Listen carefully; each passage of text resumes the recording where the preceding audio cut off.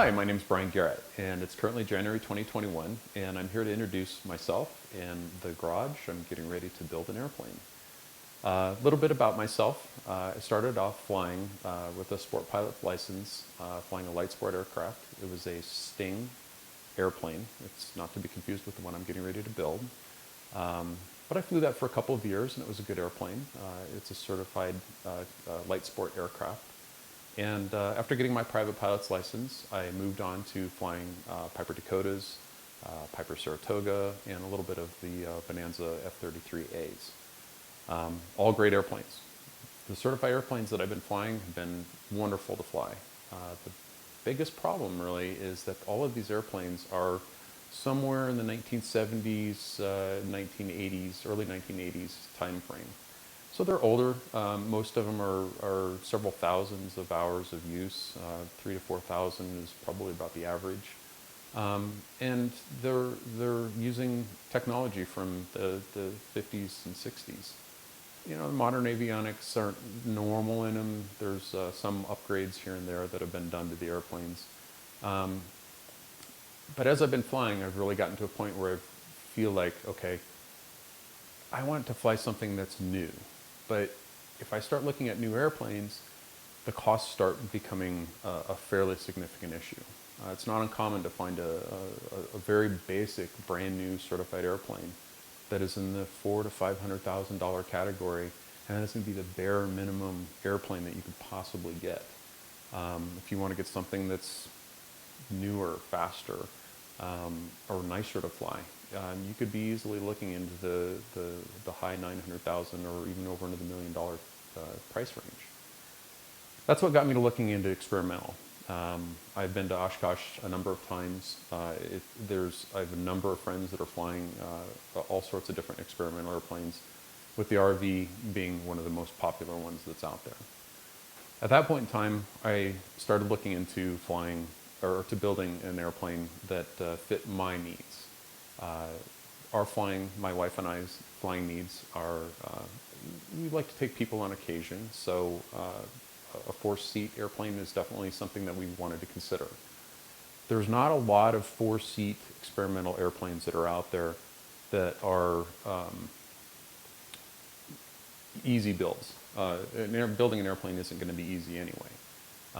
Most experimental airplanes that are out there right now from a kit perspective are 2 seats, and they're the normal ones you see.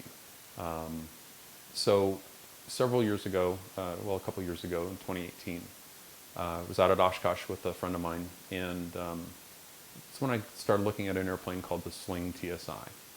It's a very, very nice airplane. It's a 4-seater.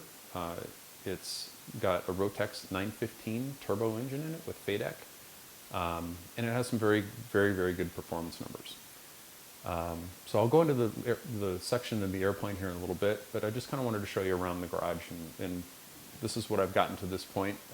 Currently, since it's January, I'm waiting. The kit should be here probably about April. So I've been spending a lot of time over the last several months working on preparing the space here. So when I get ready to build, everything's ready to go. So this is what we have in the garage at this point in time. So this is a 2.5 car garage.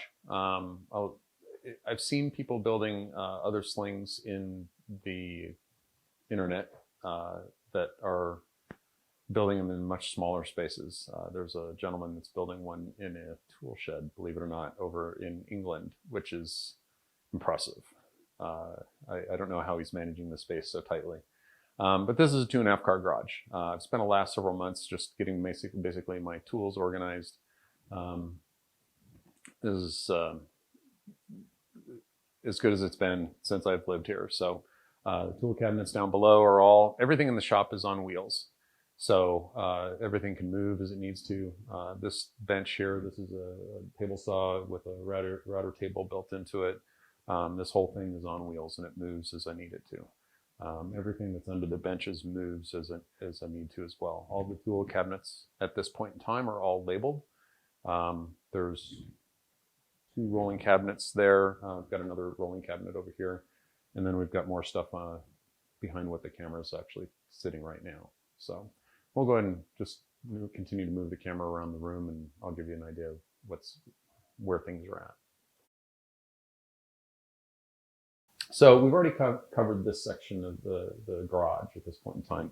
We've got the table saw bench that again is on wheels. I can't imagine that I'm going to be using the table saw function too much. The kit actually it's aluminum. So anything that I would be cutting at this point in time is just going to be supporting material. I will go back over. I'm going to use this space here for a spray booth or a paint booth kind of an area. It's going to be used for spraying on the anti-corrosion material onto the ribs and items in the airplane as part of the build. So moving on over here, I got this great DRD2 dimpler from a friend of mine, and I was very, very thankful that I could get this. I built the bench that it sits on, and I built it so that it's got this unit here that slides on and off pretty easily. I've watched a few videos on YouTube on how people are using these. So I've seen some where there's actually an extra top that's on it, and then sometimes they need the extra space down below. I also did do an experimental, or I went to Eugene, Oregon for a day-long session on just the building and the dimpling and things like that. And they had quite a few of the dimplers that were there set up similar to this. Again, this is on wheels, rolls around, makes the garage somewhat functional. Back in the corner, I've got the drill press that I inherited from my dad. He actually did a lot of things like that in the garage. So it's going to be helpful for when I need something like that. Everything else over here on the wall, the cabinets that you see here, I built, and they're all on wheels as well. I'm going to set this up here in a minute and show you just kind of what I've got set up for the build area.